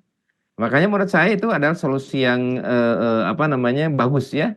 Bagaimana kita diantaranya menggunakan gula stevia. Itu kalau dari minuman. Karena apa? Sumbernya yang terbanyak dari minuman. Dari makanan juga. Dok, kalau dari makanan, misal makanan pokok ya. Makanan pokok, itu gulanya bagaimana? Nah, punten. Ini nggak iklan ya Pak ya. Dan saya juga nggak jualan ini. Nggak jualan ini, nggak jualan ini. Ini kalau saya baca nih. Lemak 0. Protein 0. Kemudian di sini gula 0, natrium 0. Saya nggak iklan, saya nggak punya yang ini ya. Cuma saya menggunakan ini ya. Jadi kayak gula Pak. Jadi kalau misalnya gula biasa itu satu cangkir itu 2 sendok ya. Kalau ini berapa? 1/4 sendok. 1/4 sendok manisnya udah bagus. Cari aja lah gulanya mah ada. Saya mah nggak jualan gulanya Pak ya. Ya. Kang Agung tuh jualan gula mah. Jadi itu diantaranya. Ini bukan satu-satunya Pak. Ya, ingat tadi yang paling utama itu adalah lack of exercise. Jadi nanti nih habis pertemuan ini para ustadz ngukur nih berapa langkah nih dari asrama ke masjid. Dari masjid ke asrama itu sudah ada nggak 7.000 langkah ya yang dilakukan oleh santri kita itu. Kalau belum ada, nyari itu tracknya supaya setiap hari itu santri kita itu ada 7.000 langkah gitu ya. Sebelum nyampe 10.000, syukur-syukur ke 10.000. Ya. Baik. Begitu Ibu Bapak semua. Baik. Alhamdulillah, Masya Allah, Tabarakallah. Isi paparan sangat menginspirasi kita semua, dokter. Mudah-mudahan tips dan semua nasihat dari dokter bisa kita dapat. Insya Allah, Bapak Kepala Sekolah Ustadz Hamdani nanti bisa dikondisikan dengan kita komite. Menurut dokter tadi langkah-langkahnya minimal 10.000 ya dokter. Jadi kalau antara 7.000 lah ya, 7.000 sampai 10.000, kalau itu sudah sangat bisa membantu. Baik, selanjutnya mari kita buka sesi diskusi tanya jawab, boleh dokter? Ya, mangga, silakan. Silakan ayah bunda hebat yang akan bertanya bisa resen terlebih dulu dan membuka audionya. Waktu dan tempat kami persilahkan kepada ayah bunda yang akan bertanya langsung kepada Dr. Asep. Sebutkan nama dan OTS terima. Ada yang bertanya ya bunda? Baik, mangga OTS Muhammad Zidan boleh dari 7D. Langsung aja.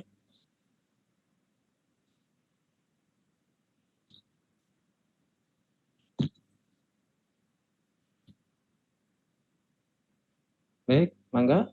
Silahkan langsung, Bunda. Belum ada suaranya, Bunda.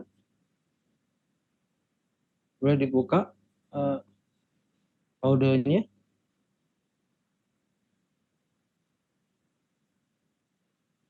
Mohon maaf, belum kedengar. Bunda, audionya belum unmute.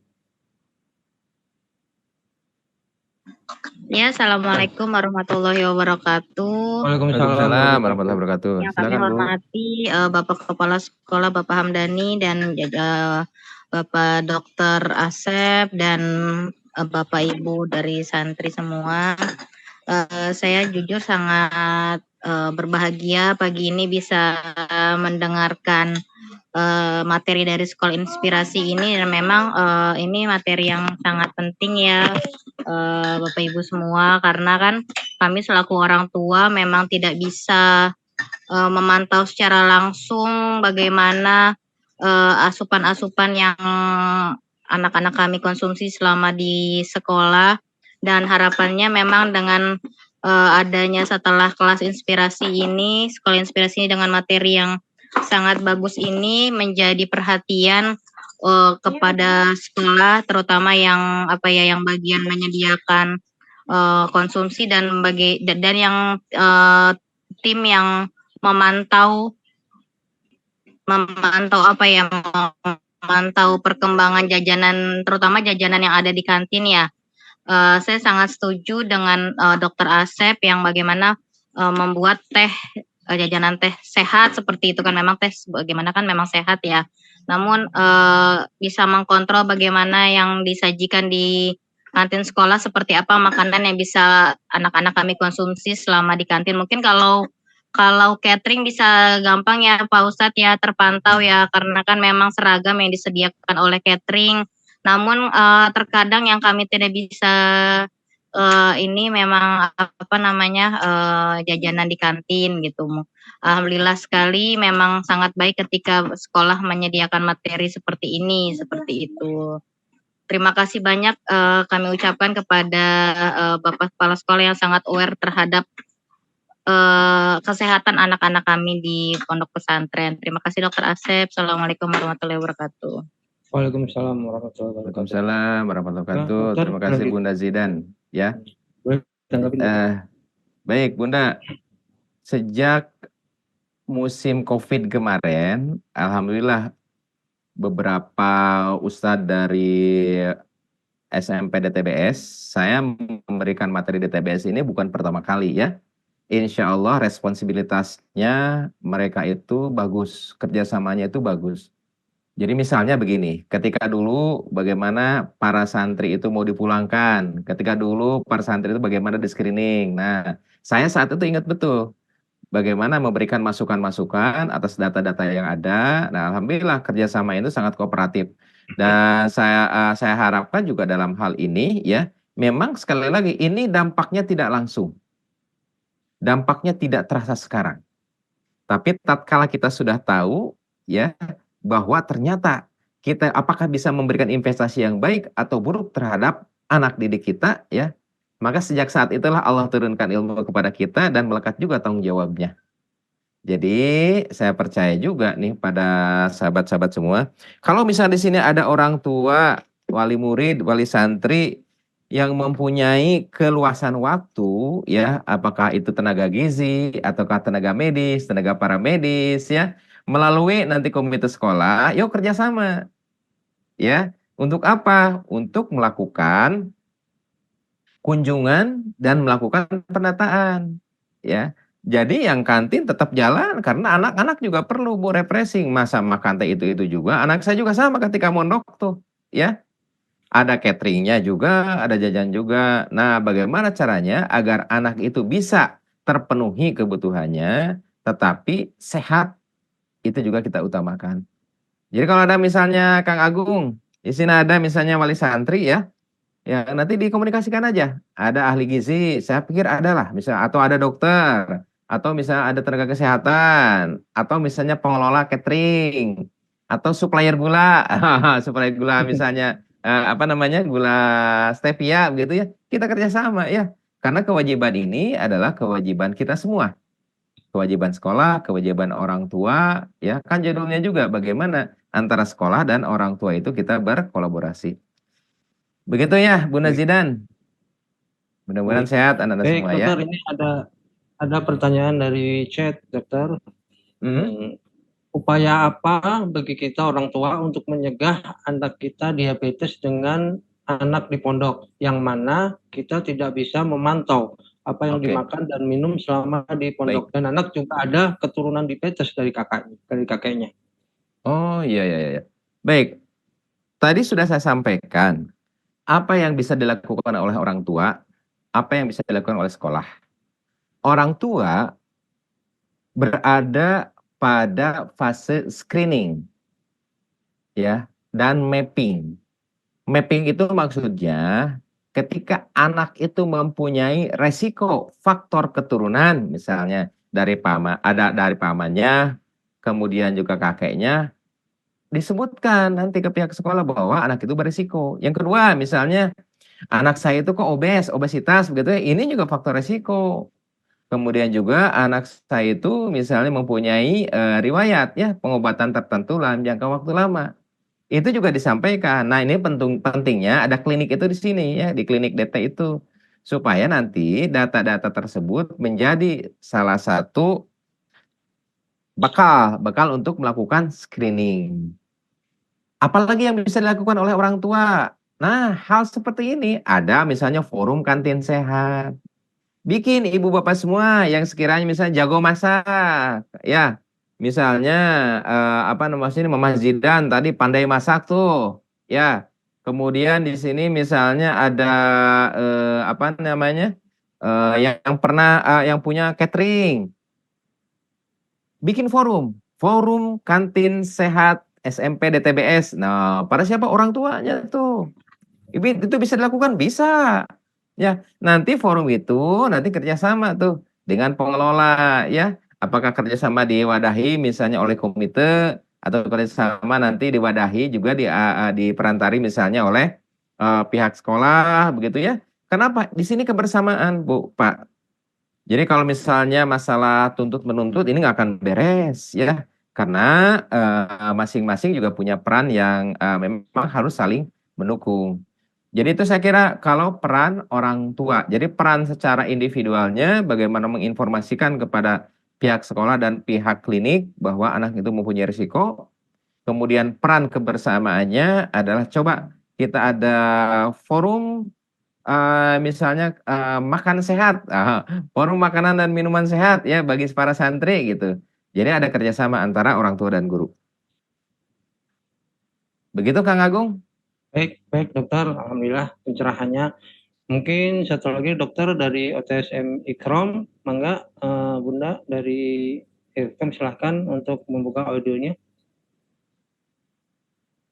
Dari Ikrom 7B. Boleh? Orang tua siswa M Ikrom. Lanjut. Assalamualaikum. Waalaikumsalam. Assalamualaikum warahmatullahi wabarakatuh. Assalamualaikum Pak Ustadz, Pak Dokter, Pak Kepala Sekolah, Pak Sarandani. Kami dari orang tua Ikram 7B. Mohon izin Pak Ustadz, Pak Kepala Sekolah, Pak Dokter. Kalau kami boleh memberikan saran barangkali hal-hal seperti ini terkait dengan bagaimana anak santri memilih makanan ya. Barangkali apakah ini juga disosialisasikan kepada anak-anak kami di pesantren? Karena terus terang Pak Ustadz, kalau kami memang selalu mengingatkan kepada anak-anak itu untuk pintar-pintar memilih makanan ya kan pada saat jajan gitu kan. Namun kiranya kalau ia menyampaikan juga langsung dari para santri, para ustadznya atau musyrifnya, dokternya barangkali akan lebih didengar Pak Ustadz. Karena biasanya kalau yang ngasih tahu orang tuanya iya aja gitu kan. Tapi di sekolahan mungkin kami nggak bisa mengontrol. Barangkali mohon izin kiranya hal seperti ini juga disampaikan kepada para santri. Barangkali demikian Pak Dokter, Pak Kepala Sekolah Ustadz Hamdani. Terima kasih. Assalamualaikum warahmatullahi wabarakatuh. Waalaikumsalam warahmatullahi wabarakatuh. Dokter Asep izin menjawab boleh? Ya silakan Kang Agung. Pak Kepala Sekolah. Baik, terima kasih Bapak Ibu sekalian. Insya Allah secara berkala kami di sekolah juga melakukan monitoring terkait dengan masalah jajanan dan juga makanan-makanan yang ada. Memang kita tidak begitu mengetahui ya sumber makanan itu seringkali ada dari berbagai jalan masuk gitu. Artinya bisa jadi dari paket kiriman, dari kantin ya gitu ya. Terus kemudian dari banyak hal. Jadi anak mendapatkan sumber makanan dari banyak sumber gitu ya tanpa diketahui ataupun yang diketahui. Selama ini yang kami lakukan, yang kami ketahui, kami selalu melakukan monitoring terkait dengan makanan yang ada. Termasuk juga kantin-kantin yang ada di sekitaran Eko ini juga mendapatkan perhatian dari direktorat. Jadi dari pihak direktorat ini melakukan kontrol ya, supervisi atau QC terhadap kantin-kantin yang ada. Harapannya tadi untuk memastikan bahwa setiap makanan dan asupan yang diterima oleh santri itu terminimalisir lah. Kalaupun tidak bisa memenuhi semuanya, terminimalisir dari hal-hal yang membahayakan.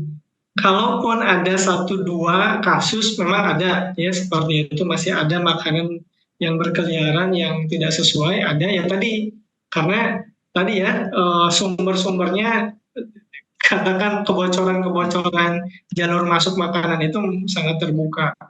Nah, dengan adanya pembatasan gitu uang jajan yang dikeluarkan oleh sekolah, aturannya demikian, itulah untuk meminimalisir potensi sering jajan dari makanan-makanan yang tidak baik seperti itu. Jadi insya Allah ada upaya yang kami lakukan. Kemudian yang kedua juga setiap kali kita melakukan pembinaan dengan penyuluhan-penyuluhan.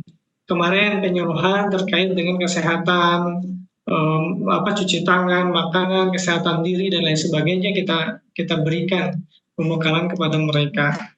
Walaupun memang namanya juga anak kayak muda sekalian, jadi kalau diberikan pengertian sekali masih kurang, pasti akan berulang seperti itu ya, harus berulang. Kadang harus dipaksa gitu ya.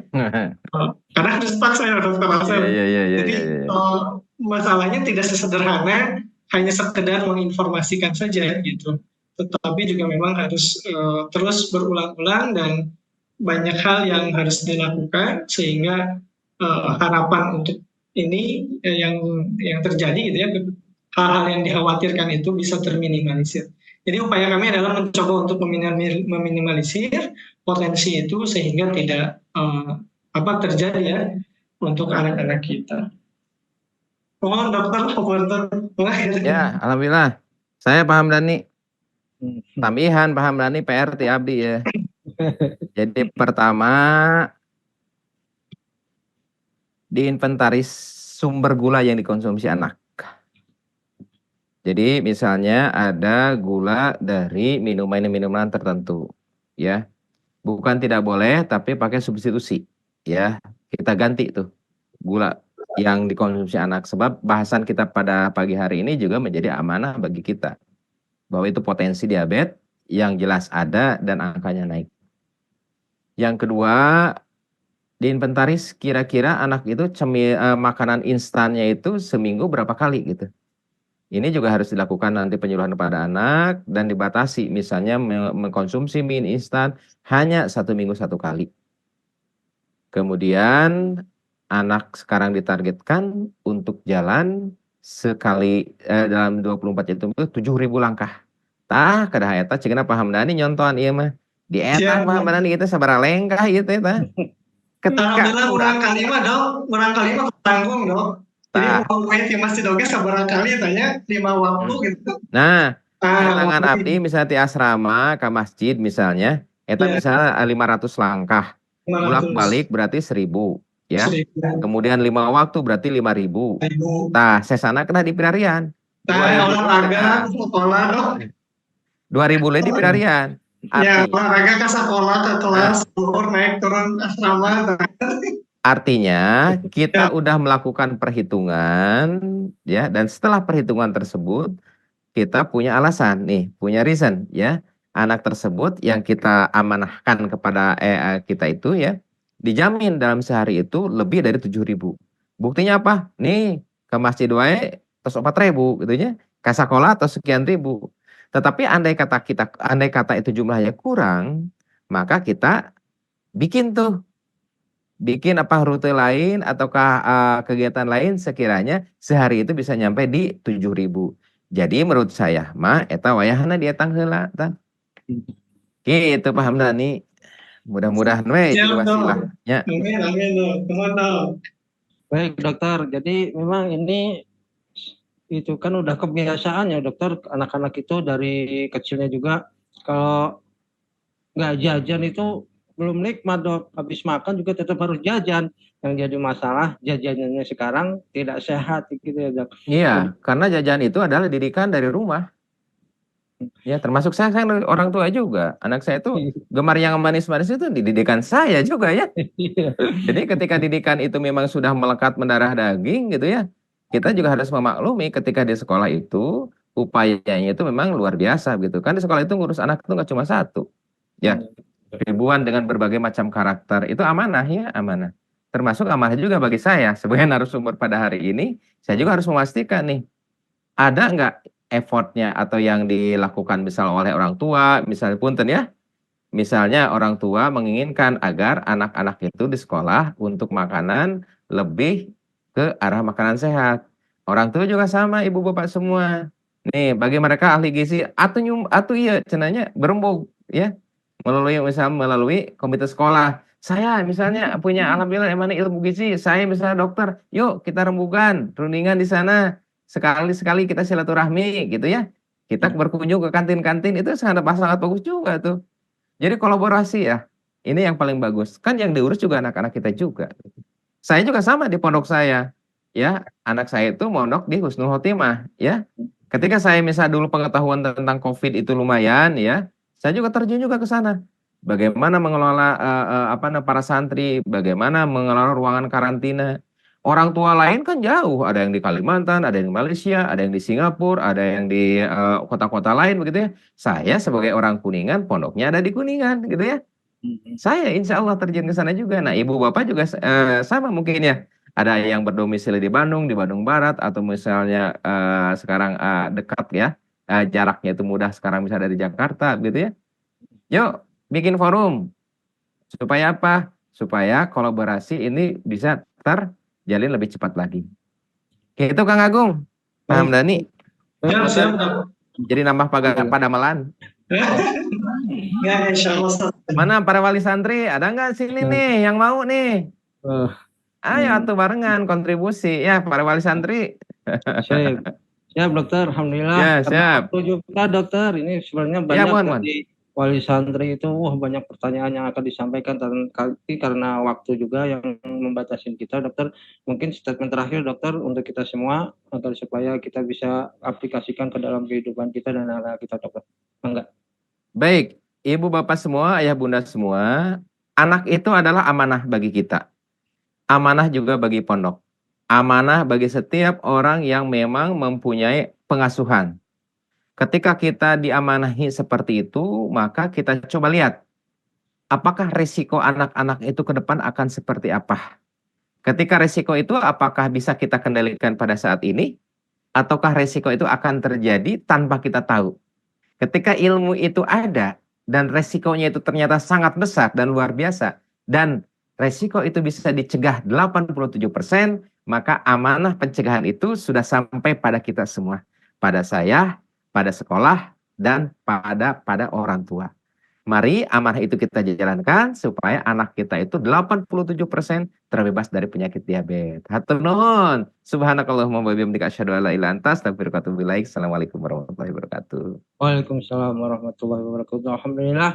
Berikut paparan dari Dr. Asep Hermana, spesialis bedah Finan MM, yang telah memberikan kita ilmunya yang sangat bermanfaat. Mudah-mudahan bisa kita aplikasikan ke dalam kehidupan kita dan kepada anak-anak kita.